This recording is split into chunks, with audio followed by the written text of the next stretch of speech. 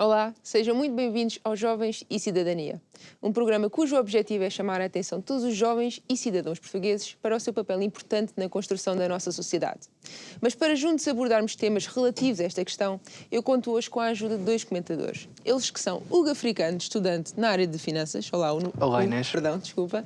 E também Nuno Correia, fisioterapeuta. Olá, Inês. Olá, Hugo. Muito bem.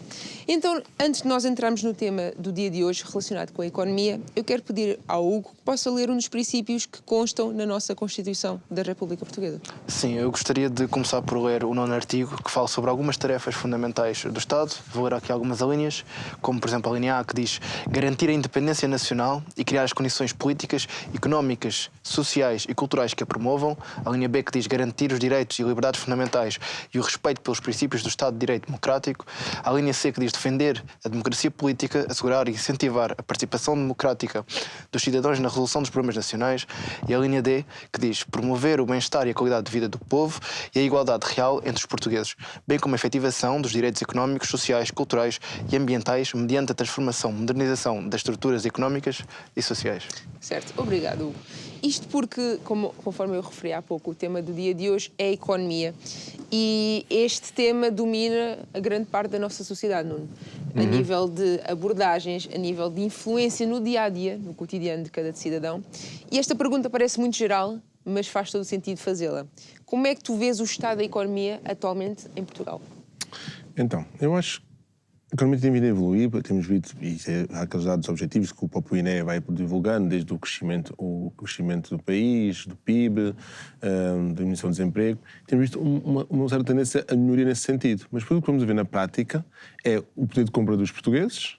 O que vemos muitas vezes também é, de facto, as condições que as pessoas têm para ter uma vida, e às vezes não é condizente, não é? Vemos uma economia a crescer, até já se falava, o 2024 não sei os resultados, mas que provavelmente poderia estar acima da média europeia, o crescimento do PIB português, e vemos como é que está o país. Aí começamos a ver qual é o poder de compra das pessoas também. E quando digo poder de compra não falo só de bens, para a saúde, para tudo isso. E até há uma questão que a União Europeia fala disso, quando se estabelece o salário mínimo, tem-se ter em conta também atividades culturais, de lazer. Isso faz parte da qualidade de vida da pessoa. A qualidade de vida não é só comprar os bens sociais, o pão, o leite e ter cuidados de saúde. Não, isso mais faz parte. As atividades culturais, tudo isso. Não é? Faz parte das coisas condignas. E vemos que a economia, se calhar, não está ao alcance da população, esses benefícios, esse crescimento, o povo não está a usufruir disso. E vemos isso, um exemplo, é os salários. Vemos o salário mínimo, não é? Temos o salário mínimo em Portugal se encaixa no mesmo grupo da Roménia. Não é? E não só, a Malta, do Chipre, da República Checa, todos abaixo de 1000 euros. Temos visto o salário mínimo a crescer, é verdade, desde 2023, que era 770 euros, creio, agora estamos a 870 euros, houve um crescimento. Mas depois vemos uma coisa, o salário mínimo está a crescer. Ótimo, perfeito, e completamente justo e merecido. Mas vemos o salário médio estagnado e o salário mínimo cada vez mais aproximado do salário médio. A diferença que havia antes, vamos a ver, o trabalho não diferenciado está a ser remunerado como um trabalho diferenciado. Então aí vemos como é que a economia está a crescer.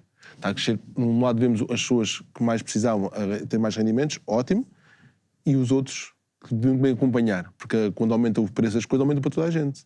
Não é? O poder de compra da pessoa de um ordenado salário médio, que é de 1.600 e pouco euros, não é a mesma coisa de há 5, 6 anos atrás, 7 anos atrás.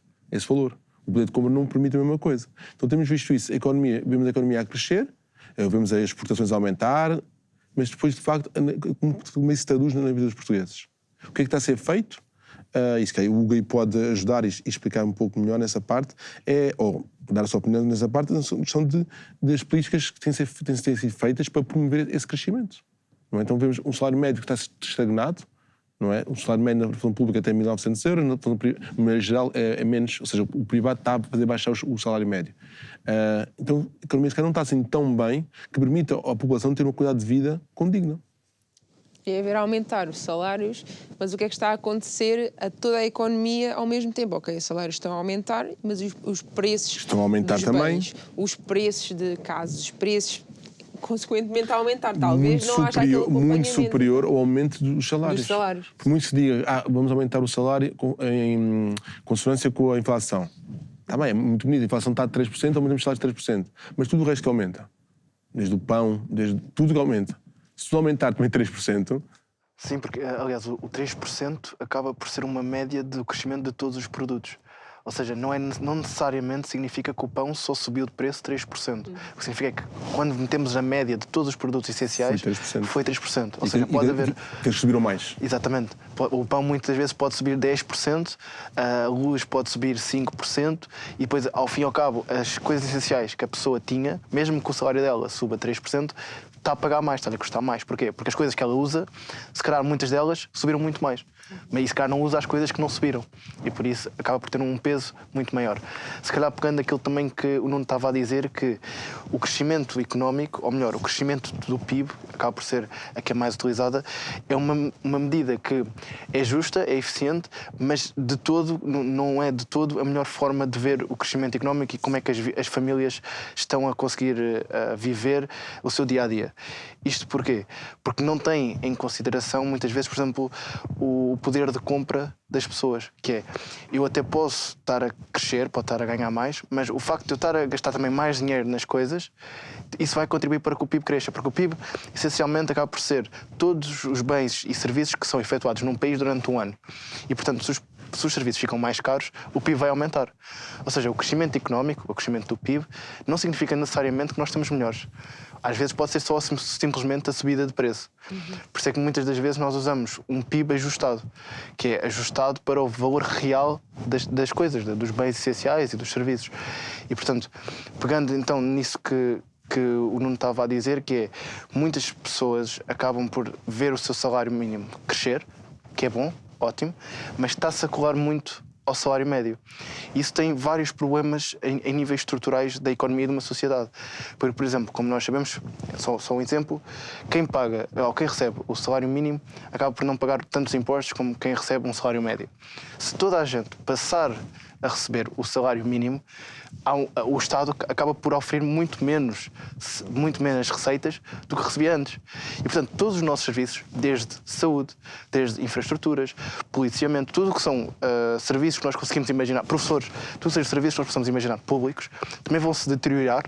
Porquê? Porque nós não estamos a dar, ou melhor, o Estado não está a receber tantas receitas como recebia antes.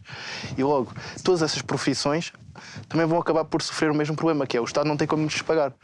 E então nós continuamos com esta política que tem vindo a acontecer nos últimos anos de, ok, nós vamos aumentar o salário mínimo, mas não acontece nada com o salário médio. Na verdade, acaba por ser mais problemático do que como estava antes, porque vai chegar a uma altura em que o Estado deixa de receber essa tal receita que antes já recebia. Isso é pior para os serviços públicos. E quem tem menos poder de compra acaba sempre por sofrer, porque toma um bocadinho, a expressão é, toma um bocadinho, mas paga ainda muito mais. Exatamente, vivemos, como o Hugo disse, vemos a classe média sempre ser mais sacrificada, não é? Quando há um problema, protege a classe baixa, perfeito. Exato. A classe alta consegue sempre sobreviver, e quem é que é sempre prejudicado? Se há uma crise, a classe média é mais prejudicada, porque os apoios vão sempre para a classe baixa para fazer face ao aumento da inflação, mas a classe média vemos sempre a ser prejudicada. Há sempre benefícios para a classe baixa, não estou contra, 100% de acordo, e falta fazer mais benefícios, mas a classe média é sempre esquecida porque tem um lado médio e consegue desenrascar. Porque, à medida que eles foram evoluindo, esse poder de compra vai diminuindo. E até no próprio site do Parlamento Europeu fala muito sobre a questão disso, do Portugal está ali a meio, juntamente com a Roménia, que também dá o poder de compra. Como é que nós, um país que entrou recentemente por poucos anos, na União Europeia, está com um poder de compra parecido ao nosso? A Roménia, que toda a gente sabe o estado da economia que estava há 10, 15 anos atrás, não é? Por isso, quando comparar com isso, estamos a comparar com uma Roménia, com uma Malta? Acho que não estamos a... Algo que está mal. Como é que eles estão a entrar na União e começaram a crescer e nós que estamos na União Europeia desde o início, não é? Desde os anos 80, e estamos... Eram mesmo melhorias. E depois vamos entrar naquela questão dos fundos europeus que trazem suposto investimento no país e vemos o que é que isso reflete na vida das pessoas, não é? Então, como eu disse, temos 800 e tal mil pessoas a receber um ordenado mínimo. As pessoas não estão a descontar tanto como os outros. Então o nosso objetivo não é tanto aumentar o salário mínimo, mas tirar as pessoas do salário mínimo para pôr fora do salário mínimo. Quanto mais contribuímos para o país, mais estamos a crescer. E acho que significa que essas pessoas também estão a receber mais ordenado. Acaba por ter, então, uma importância também a nível de gestão de recursos que nós temos, a nível de planeamento, pensar não só no agora, mas pensar também... E aquela mentalidade sempre, damos o básico, quando falamos de ordenado mínimo, falamos de empregos não qualificados. E damos o básico, o mínimo, e vamos por ali. E não há aquela mentalidade de crescer, porque essas pessoas não têm perspectiva de progressão na carreira. E não só a progressão na carreira está sempre dependente da inflação. A nível de ajudas a empresas que estão recentemente a ser criadas, estão a crescer na economia, muitas delas não têm como já ter um salário médio para os seus trabalhadores. Não é que não queiram, mas é que o facto de estar a aumentar o salário, para elas também aumenta um custo brutal a nível de... Lá vem as políticas fiscais... Não é só o patrão não quer, não, é tudo o que está ali por trás. O que é que o Estado está a fazer para ajudar essas empresas? Exatamente. E vimos muitas empresas, já vimos, tem uma empresa em Braga, uma empresa, me interessa também estar aqui a mencionar, que falava que para conseguir maiores resultados, maior produtividade, tinha que aumentar o salário. Todos, se aumentar o salário mínimo, está acima dos 1.000 euros deles. Mesmo para empregos, funções não qualificadas. Ou seja, temos que começar essa mentalidade. Se eu quero alguma coisa, se eu quero produção, tenho que dar ao meu trabalhador condições para isso. Vimos muito bem a mentalidade portuguesa, quanto menos pagarmos, mais podemos exigir, mas isso dava outros tempos. E o próprio Estado também dar apoios para que isso seja possível. Exatamente. Se a empresa não tem... Não der a cabeça para fazer essa... Porque a empresa também paga muitos impostos para pagar um ordenado de 1.000, 2.000, 3.000 euros. Porque às vezes as pessoas não sei se será por ignorância ou mesmo porque não gostam, dizem que não gostam que as empresas percam, ou melhor, seja reduzido o IRC, por exemplo, das empresas, porque isso significa que os patrões vão ficar com o dinheiro todo, de acordo com algumas mentalidades. É verdade que, imagina, há sempre IRC que não é para todas as empresas, só para que as ganham mais. Exatamente. Mas, efetivamente, há quem seja assim, mas grande parte das empresas utiliza esse dinheiro também para poder pagar, por exemplo, prémios aos seus trabalhadores ou para poder dar mais nos salários. E, portanto, ter esse tipo de medidas que acabam por tirar essa carga fiscal nas empresas, consoante também que elas passam esse dinheiro, ou parte desse dinheiro também para os trabalhadores, acaba por ser uma medida essencial para vermos esse crescimento do salário médio. Lá está, portanto, se a empresa não tem tanto dinheiro ou não tem que gastar tanto com os impostos, pode passar esses valores para os trabalhadores. Isso é uma fiscalização. Se as empresas, de facto, tiverem uma opção de IRC, provarem que aumentaram os salários, exatamente. Se não fizerem isso, podem ser penalizados. Mas se há uma fiscalização e algum incentivo, as próprias empresas passam a cultura de distribuição de lucros e de cooperação com os seus funcionários. Que acho que é uma atividade que em Portugal nunca existiu muito. E vimos as grandes empresas multinacionais estrangeiras vir para Portugal ter essa política de investir, dar bons prémios. Não é? Então acaba por essa questão. Nós então, antes de continuarmos a desenvolver este tema, queremos convidar a doutora Luísa a poder abordar este tema à luz da Constituição da República Portuguesa.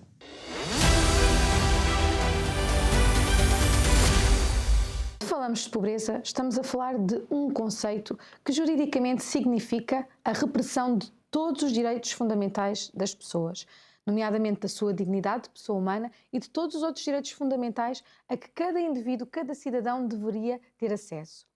Antes de entrar na Constituição da República Portuguesa, gostaria de ler a Declaração Universal dos Direitos do Homem, que fala desta questão da pobreza.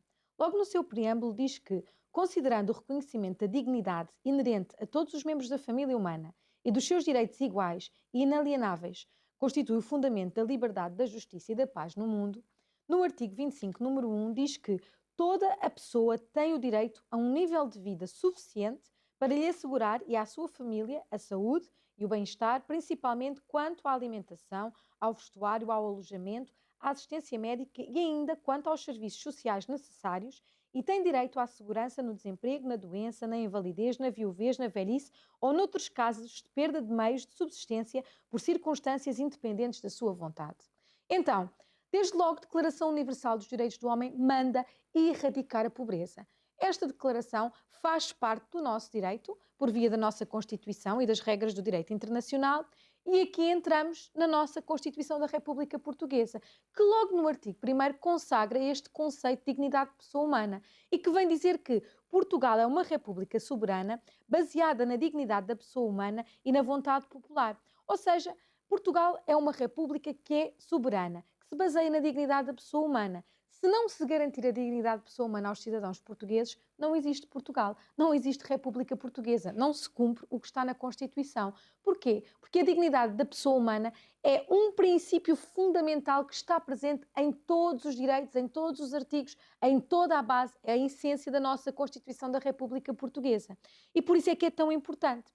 Ora, neste sentido, a Constituição manda erradicar a pobreza. E isto está a par e passo com a economia. Porquê? Porque a economia, que bem utilizada, vai fazer com que o nível de vida das pessoas seja bom e com que acabe com a pobreza. Se nós olharmos desde logo aqui para o artigo 80 da Constituição, ele estabelece os princípios fundamentais da organização económica. E o primeiro de todos, que está na linha A, diz que é a subordinação do poder económico ao poder político democrático. Para quê? Para que o poder político democrático faça a vontade do povo português, para que o poder político democrático faça a economia funcionar de forma a que todas as pessoas tenham os seus direitos garantidos, a que todas as pessoas tenham um padrão de vida que lhes permita viver com dignidade humana e sem pobreza. E neste sentido, logo no artigo 81, dentro da organização económica que está prevista na Constituição, temos as incumbências prioritárias do Estado. E diz-nos que incumbe prioritariamente ao Estado, no âmbito económico e social, a linha A, promover o aumento do bem-estar social e económico e da qualidade de vida das pessoas, em especial das mais desfavorecidas, no quadro de uma estratégia de desenvolvimento sustentável. A linha B, promover a justiça, assegurar a igualdade de oportunidades e operar as necessárias correções de desigualdade na distribuição da riqueza e do rendimento, nomeadamente através de uma política fiscal. A linha F, assegurar o funcionamento eficiente dos mercados de modo a garantir a equilibrada concorrência entre as empresas, a contrariar as formas de organização monopolistas e a reprimir os abusos de posição dominante e outras práticas lesivas do interesse geral. Ou seja, a Constituição da República Portuguesa prevê uma organização económica em que o poder político tem que fazer uma gestão de forma a que acabe o desequilíbrio social, acabe o desequilíbrio económico, a que seja erradicada a pobreza, a que os direitos fundamentais que a Constituição prevê, como o direito à vida, o direito à honra, o direito à saúde, o direito a uma habitação, o direito ao trabalho, sejam garantidos a todos os portugueses, para que ninguém viva numa situação de pobreza. E já não falo apenas na pobreza absoluta, em que a pessoa está privada de todos os seus direitos fundamentais e da sua dignidade de pessoa humana. Há famílias portuguesas que vivem em pobreza relativa, que não conseguem ter o acesso a um padrão de vida que lhes permita viver bem. Mesmo que tenham algumas condições, não têm as necessárias. E isto também significa pobreza. A Constituição manda erradicar. Mas logo no seu artigo 9º, fala das tarefas fundamentais do Estado e diz que é tarefa fundamental do Estado, a linha B, garantir os direitos e liberdades fundamentais e o respeito pelos princípios do Estado de Direito Democrático. E depois, na linha D, fala promover o bem-estar e a qualidade de vida do povo e a igualdade real entre os portugueses, bem como a efetivação dos direitos económicos, sociais, culturais e ambientais mediante a transformação e a modernização de estruturas económicas e sociais. Ou seja, a nossa Constituição, ela é bastante clara. É uma tarefa fundamental do Estado, é uma incumbência prioritária do Estado garantir que todos os portugueses, e aqui vou ao artigo 13, garantir que todos os portugueses verdadeiramente gozam dos direitos que estão consignados na Constituição, artigo 12, e que todos os cidadãos portugueses têm a mesma dignidade social e são iguais perante a lei. Só cumprindo a Constituição da República Portuguesa, só fazendo o Estado cumprir o seu papel, que é o de fazer a vontade do povo e é o de cumprir o que está na Constituição, é que é possível fazer a economia funcionar e erradicar a pobreza em Portugal.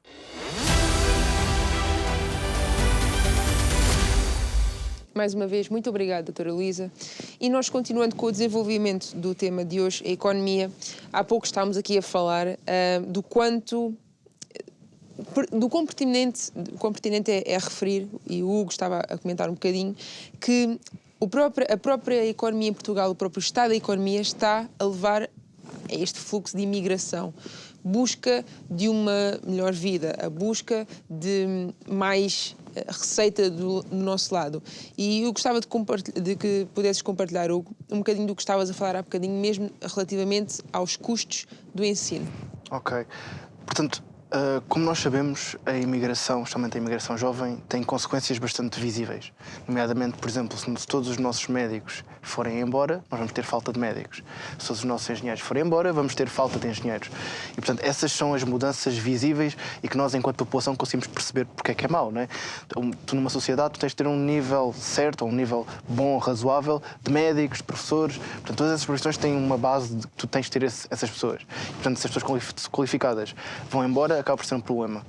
No entanto, também há pontos ou há mudanças que são um bocado invisíveis para a população, que a população não percebe. Que é, por exemplo, na questão da educação.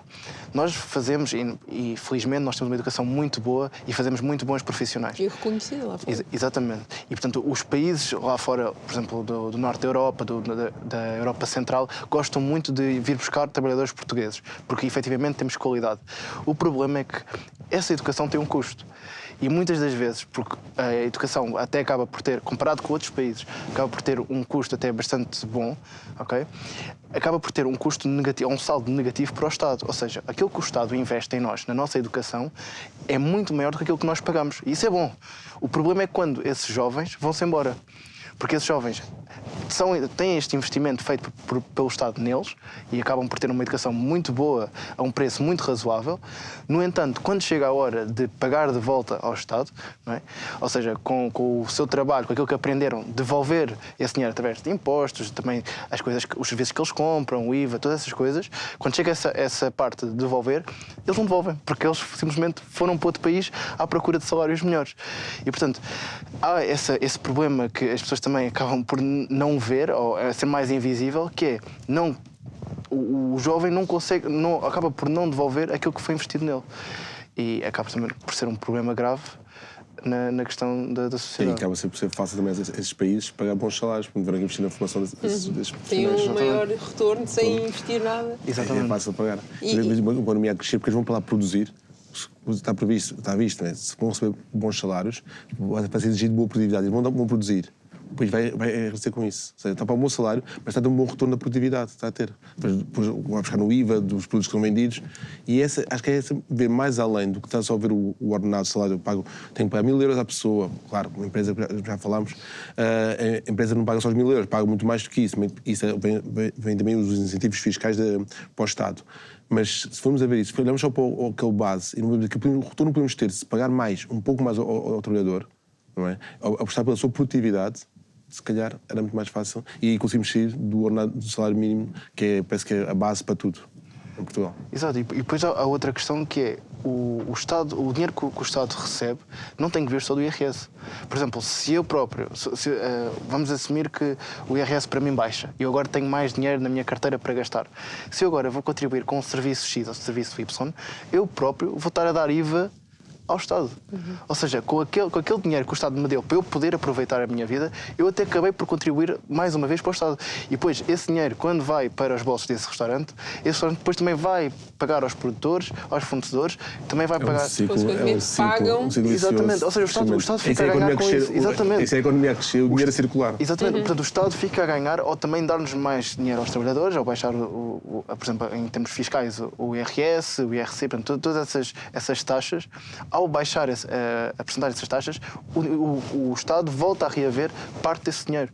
Okay? Portanto, também, efetivamente, não se percebe o porquê de manter estas políticas que parece quase que impedem o crescimento económico.